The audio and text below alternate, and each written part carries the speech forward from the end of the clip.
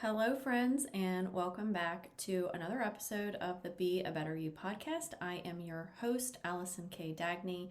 I am a subconscious reprogramming coach and a published author, and my goal is to help you heal from emotional abuse and do your best to become the best version of you that you can.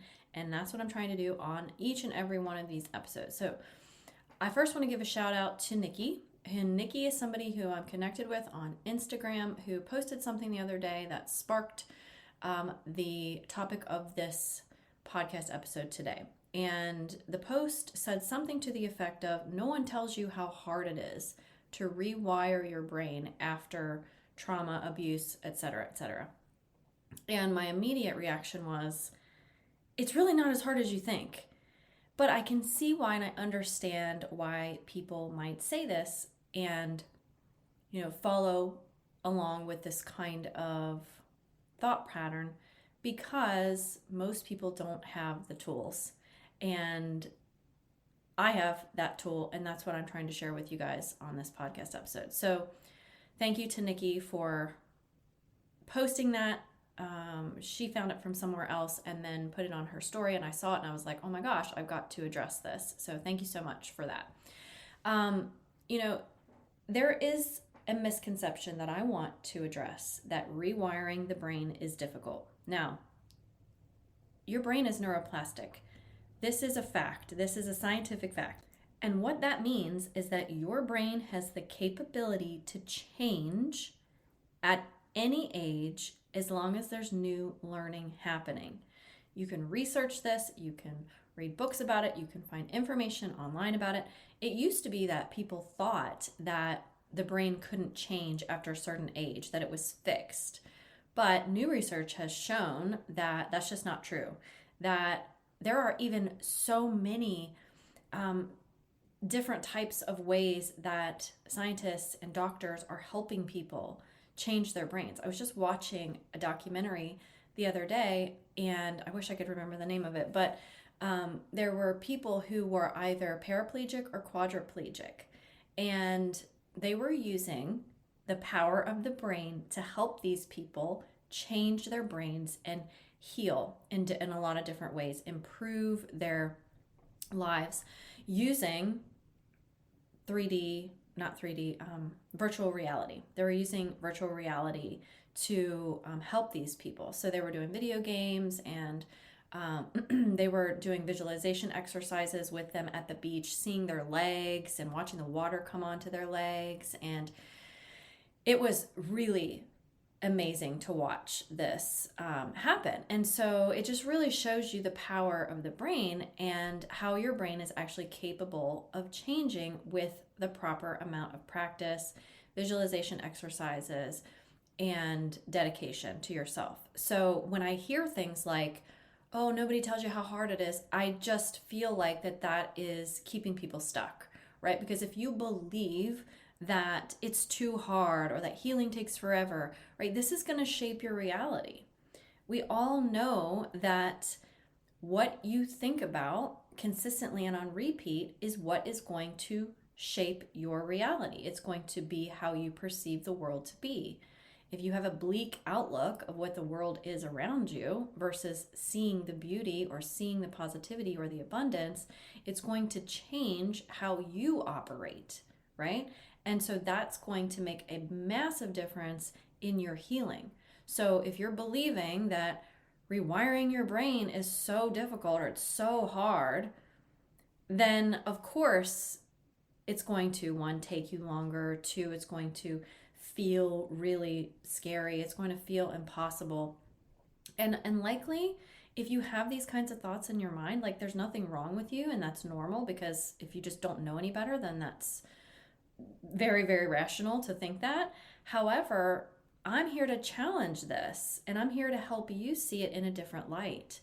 So, the thing I want to mention here is that language is so very powerful, and what we speak about and what we process in our minds has a direct impact on how we see the world.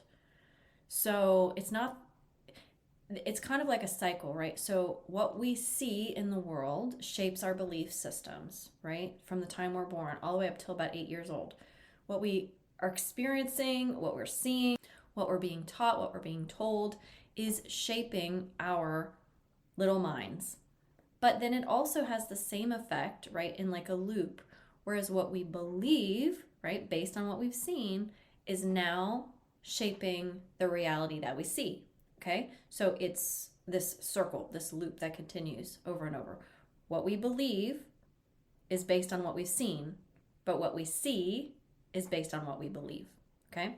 So it's really critical to start to inspect the verbiage, the words that we use, the thoughts that we're thinking, and really get into the habit of practicing changing these things, okay? So it's not just going to be, oh, okay, I'm going to think about it differently. Like maybe it isn't that hard to rewire my brain. I'm not just talking about one thing, I'm talking about an overhaul of everything, right? And so if you're immediately thinking, oh my gosh, that's like way too much, you have to start somewhere. You have to start with one little thing. Like, for instance, let's say that you are in a job that you hate and you go to that job every single day, and even when you wake up in the morning, you're like dreading going in. You don't want to talk to the people. You don't want to interact with anybody. You hate the tasks that you do, right? Everything is just negative, right?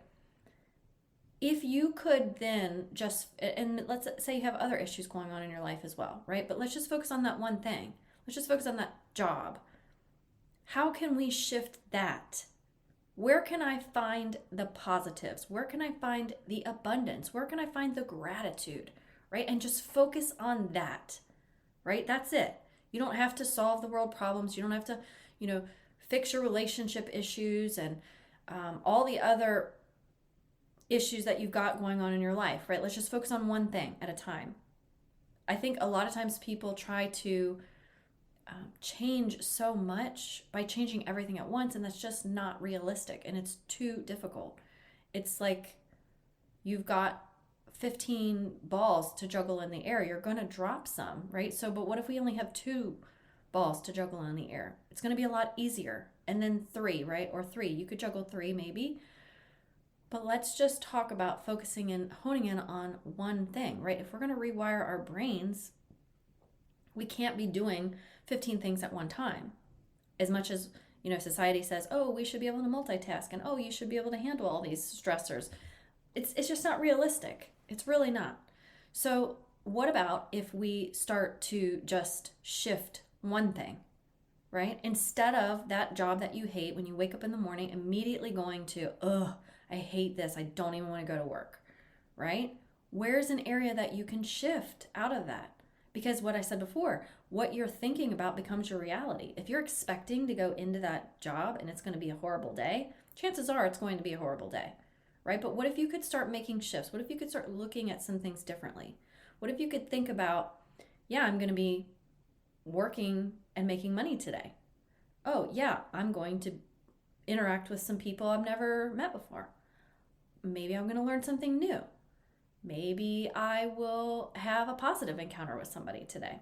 Whatever that might be, right? Try to look for the positives in whatever it is that you decide you're going to try to make a shift for. Now, because our words are so very powerful, and that language, the way we speak and the language that we use, can be a tool to either empower you or limit you. And you're the one in control of that, right? No one else is in control of it. You get to choose, okay? So you get to choose what you speak, what you think. You get to choose that. If you're choosing something that is negative or causing you to feel a certain type of way, you get to choose to change that, okay? So what you're speaking into existence becomes your reality. So let's talk about some unrealistic statements, right? Like, I can't change how I feel. This is an unrealistic statement because you absolutely can change how you feel. Now, I'm not saying in any way that you shouldn't feel how you feel. You absolutely should. If you feel angry about something, you need to allow yourself to feel that emotion, because Emotions are just energy in motion, and you should allow those to process through your body. However, you can change the way that you're feeling. If you've ever been like, let's say you've been in I know this has happened to me before, where I've been crying about something, and then whoever I'm talking to, like something will come up and then I'll just start giggling, laughing. So you're like crying and then laughing. Like, of course you can change how you feel. You're changing how you feel based on what you're thinking about. Okay, so a lot of times when people just think that they can't change how they feel, they just don't understand or know that that's actually not real. Like, you actually can change how you feel. There's a process of how to do that, but once you know how to do it, it's totally possible. You allow your emotions to flow through you, and then you explore your thinking, and then you start to shift it. Okay, now another unrealistic one that I hear a lot is that I'm just not good at showing emotions, right? Sometimes people say, I'm just not good at showing my emotions. Some people do not have a lot of emotions. They're numbed out, right? But reality is, you can look for times that you have been able to show your emotions. Maybe you are able to show your emotions, you're just afraid to, or you're hiding them because it's going to make you feel vulnerable, or whatever that might be, right? But the belief that I'm not good at it is what often keeps people stuck in these patterns. I can't remember things. This is another one. I used to say this all the time. I just can't remember things. And some people say, but it's a fact. I don't remember. Yeah, but this limits your potential, because the more that you speak it into existence, the more it becomes true for you. It's like when you tell a child they're a klutz when they're little. You're like, oh, you're so klutzy. Oh, you just always fall down. Oh, you can't ever walk in a straight line, or whatever. You dropping things all the time, right? Eventually that child starts to believe that as their reality. They start to own it as their personality. And as an adult, they're like, oh, I've just always been this way. I'm so klutzy. Ha ha. Right? But it only happens because you've been programmed to believe it. Same way if I can't remember things, right? If I didn't remember something, you know what I do is I say, instead of saying, oh, I forgot, I say, oh, I just remembered. I switch it, right? Because I don't want to keep reminding myself that I forget things. I want to remind myself that I remember things, and then I remember more things. Okay? Another one would be, I'm not good at thinking on my feet. I've said this before, especially when you've been in an abusive relationship. Oftentimes you feel like in freeze mode, and that's normal, and you can't think quickly, right? But again, this is an unrealistic statement, because there have been times that you've been able to think quickly on your feet. There have been times in your life that you've been able to say something that was on your mind and make a valid point, or you've just been programmed or conditioned in a way to make you believe that you're not good at it. Okay, so words are so powerful, and that's why I'm on here today, because that post that person had shared was basically reinforcing that it's hard to rewire your brain. And I'm here to tell you it isn't. It really is not. If you have the right tools and you have the understanding that I'm sharing, you can absolutely rewire your brain, and it doesn't have to be hard. Okay? So what you want to do is shift from these limiting beliefs to more empowering statements, right? So an example of this would be, instead of saying, I'm just not good at showing emotion, you could say, I'm learning to express myself and my emotions more effectively. And like I said before, instead of saying, oh, I'm always forgetting things, you can shift that into, oh, I just remembered, right? So do you see how the way that you speak can give you the empowerment or the limitation? So you have to be very mindful about the words that you're using and how you're using them. Now, I want to get into the key to reprogramming, and I'm going to give you some examples of this. But before I do that, I want to remind you that I still have the Radiate and Rise community as a supportive space for your healing and personal growth and recovery from emotional abuse. I provide weekly content, tools, challenges that we do, and a lot of support for all the members inside the community. And you can connect with other people who've been exactly where you are on your journey, as well as we do monthly coaching calls inside the group. It is $33 a month to join, and you can cancel anytime. So if you're interested, then check the link down at the bottom, and you'll have immediate access to everything inside. And our next upcoming coaching call is on August 30th. Okay, now let's talk about the key to reprogramming your mind, right? Because we're going to go back to this post that Nikki had shared, which was that no one tells you how hard it is to reprogram. Well, I'm here to tell you it isn't that hard. Okay, so the brain is looking for evidence to support whatever you believe now. Okay, so your brain is wired to basically believe whatever you tell it. So if you tell your brain over and over and over that you are not good enough, it's going to always be looking for evidence to prove that belief to you. Okay, so you're going to experience things, you're going to have things come up, and then you'll be saying, see, I told you, I knew I wasn't good enough. See, this happened, I'm not good enough. See, it happened again, look at this, look at that, right? It's going to show you all that evidence. However, if you're telling your brain something else, it will do the same thing. It will find the evidence to support what you believe. So if you are looking for things that are good, you're going to see more of it. If you're looking for things that are negative or bad, you're going to see more things that support those beliefs.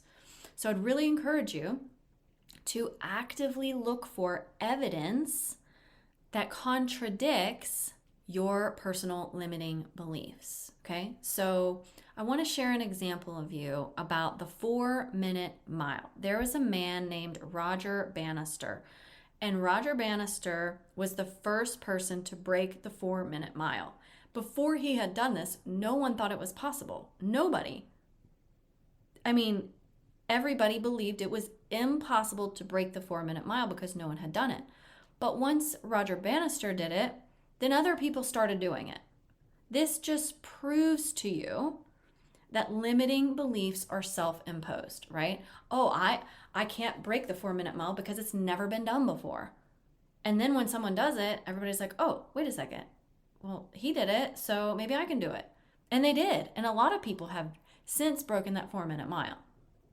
Another example is Grandma Moses. If you've never heard of who this woman is, she started a successful painting career in her late 70s.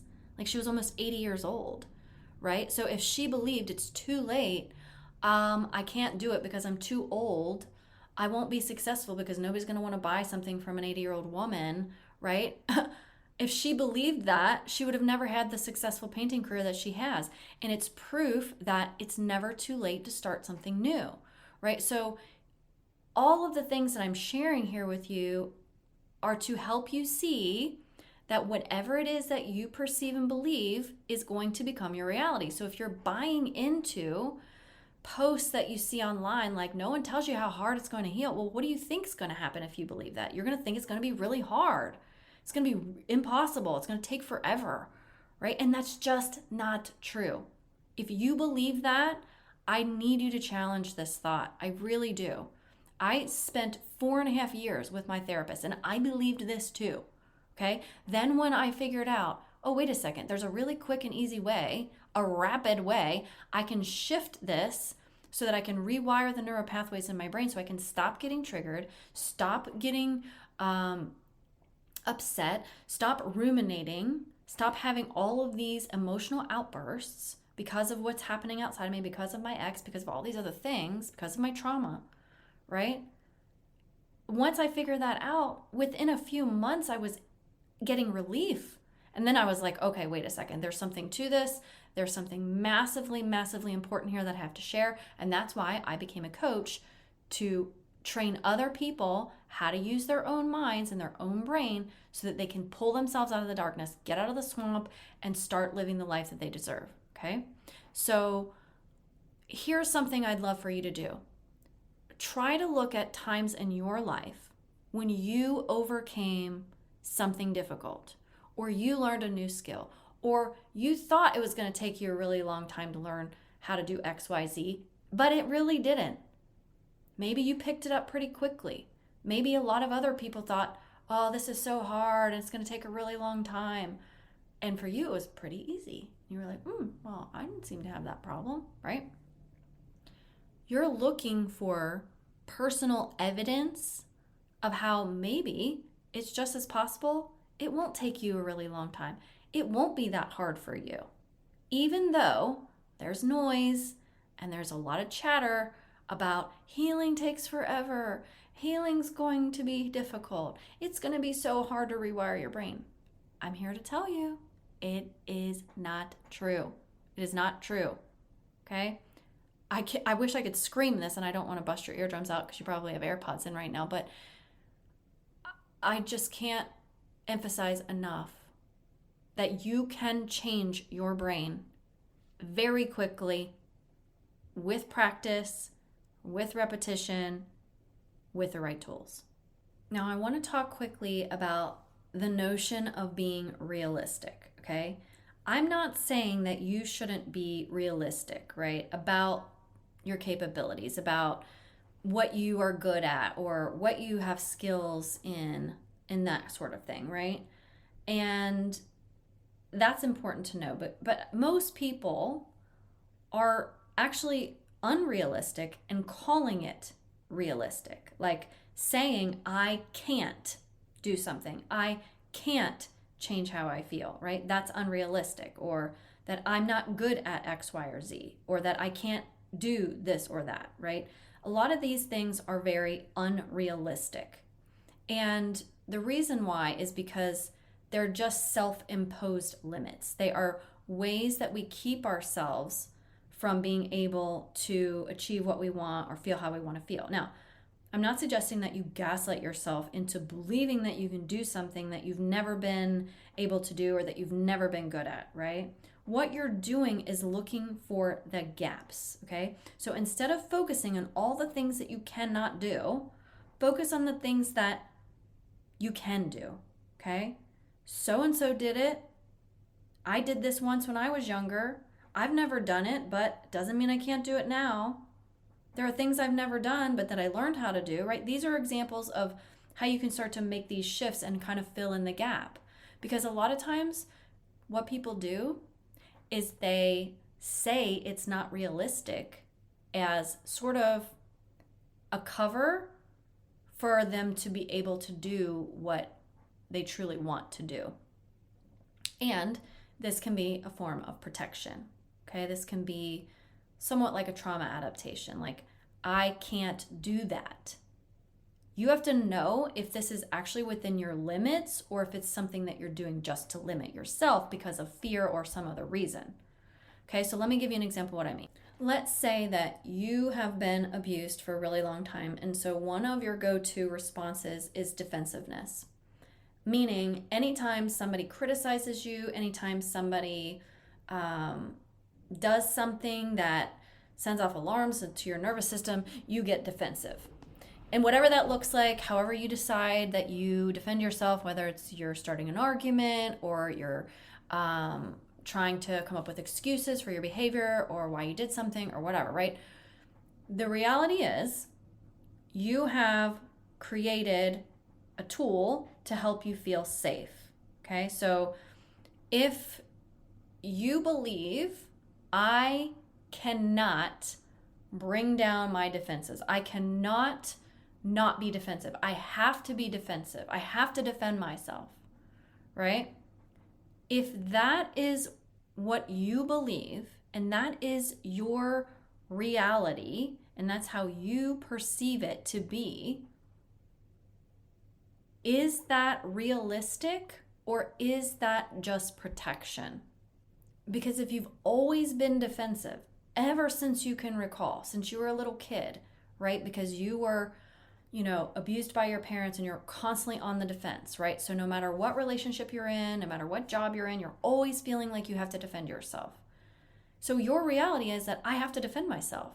I can't not do that. I will always be this way. I will always do this, right? Here's what I want you to do is try to redefine the realisticness of this. Is this realistic? Or is this just something that I'm creating in my mind to help me feel safe? right? And how you do this is you start focusing on potential and possibility. So an example would be, well, just because I've never let my guard down doesn't mean I can't learn how. Or just because I always put up defense walls doesn't mean in some situations I can't lower them. Okay? So all we're doing here is challenging the notion that a lot of times we'll just say, well, that's not realistic, or it's not realistic for me to think that, or it's not realistic for me to behave that way. That's not realistic. Realistic, that word can be a limiting idea for you. It can actually limit your growth and limit your healing.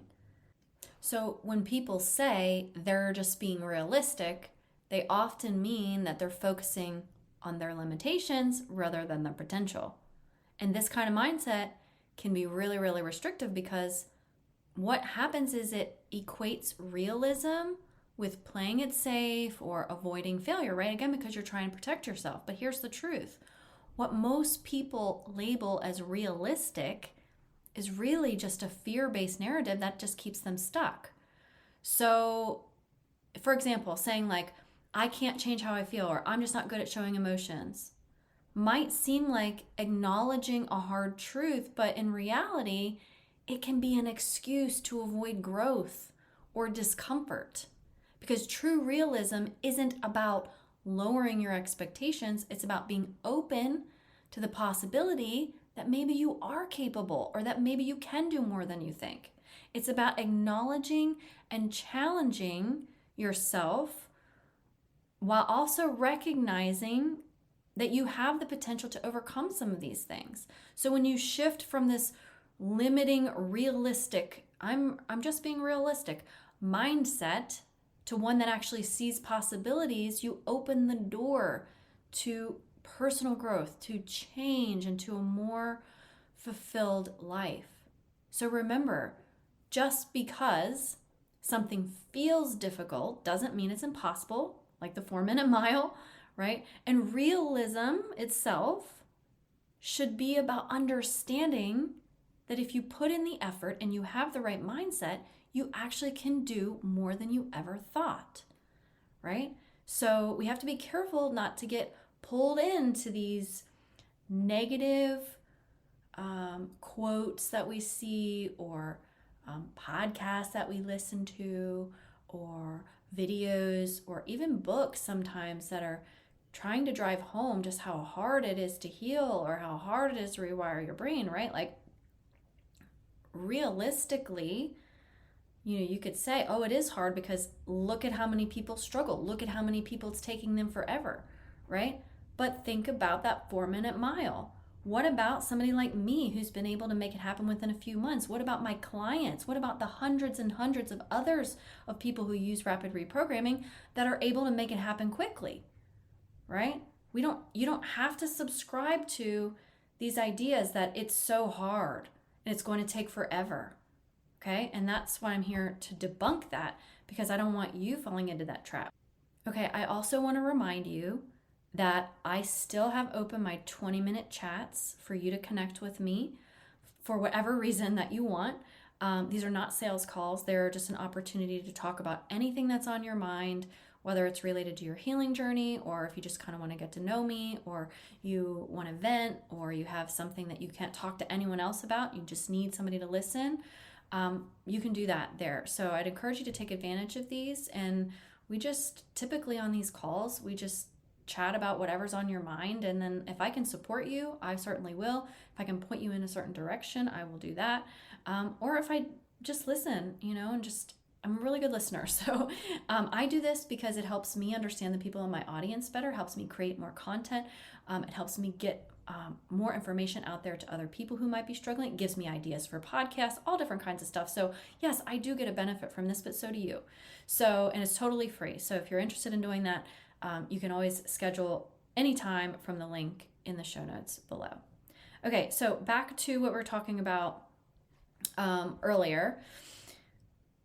Let's try to shift our focus from limitations to possibilities, okay? I mentioned before that it's really important, we don't want to gaslight ourselves into anything. And I want to explain that shifting the focus does not mean that you're like lying to yourself or ignoring reality. That's really important, right? This is about recognizing the gaps, like I said before, in the skills that you have or the experiences that you have, and working to fill those gaps, right? Rather than solely focusing on the limitation, okay? Because, yeah, not everybody's good at everything. Not everybody is skilled in all areas, okay? But how can we fill in the gap? How can we focus on the areas that maybe you are good at? How can we shift our perceptions so that we don't fall into these traps of believing that we can't heal quickly or that we can't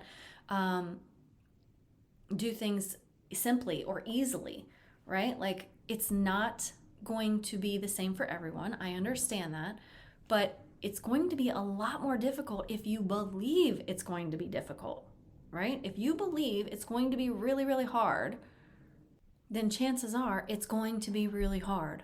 But if you believe things like, I can do this, I believe in myself, it's not going to be that hard for me because I'm really good at doing difficult things and overcoming challenges, right? If you believe things like that, then it can make your journey all the more easy. Plus, the other thing is, if you have evidence that it hasn't been that difficult or hasn't taken that long for everyone, even people like me who've experienced 20 years of abuse, then that is proof and evidence to you that it can be the same for you too.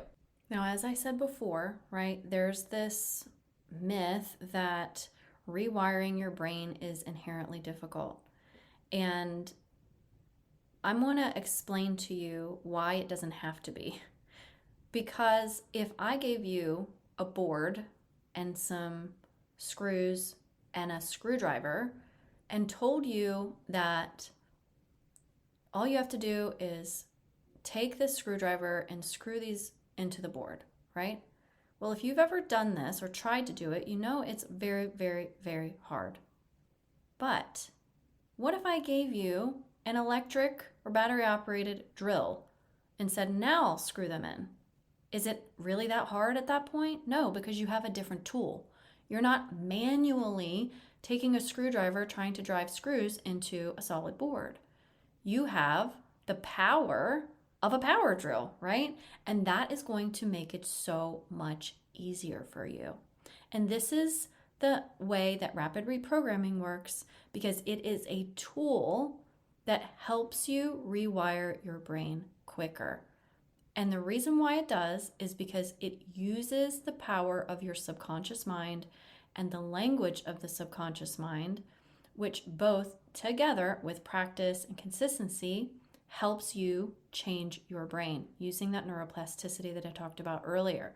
So many people are struggling to heal because they're unaware of methods like this. They have no idea these things exist. Lucky for you, you are aware and you do know that you have access to these tools. So rapid reprogramming is a tool that makes rewiring your brain way less daunting and can happen a lot faster. So I just want to reiterate here that the words that you use, the thoughts that you think, if you're finding evidence, if you're challenging your beliefs, these are things that are going to be key to your transformation, okay? And they're really good places to start, especially if you've never tried this before or if this is the first time you're listening to the podcast, okay? But I'm really encouraging you to try these things in your daily lives and pick one thing, right? Like I said before about if you're having struggles at your job, right? Let's try to find the positives. Let's look for and focus on the things that are not the limits, right? But the possibilities. I'd love to invite you to take the first step to shifting your mindset by practicing some of these things that I talked about, okay? And if you are interested in learning more about this, you can talk to me on a 20-minute chat. You can schedule a 30-minute consultation to see if any of my programs would be a fit for you.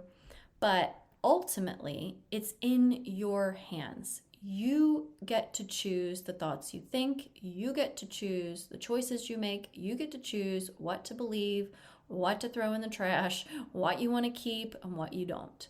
So ultimately, nobody can do this but you. And if there's one thing that you can take away from this episode, is that when you see things online, when you read things in books, when you hear things from other people, don't take it at face value. Really ask yourself, is this true or is this limiting me? Right? Because if you see something and it says, nobody tells you how hard it is to rewire your brain, ask yourself, is that true? Is it true for everyone? How else can I think about this? All right. Thanks so much for listening. I hope you guys have a wonderful day, and you know how to reach me if you need me, and I'll talk to you next week.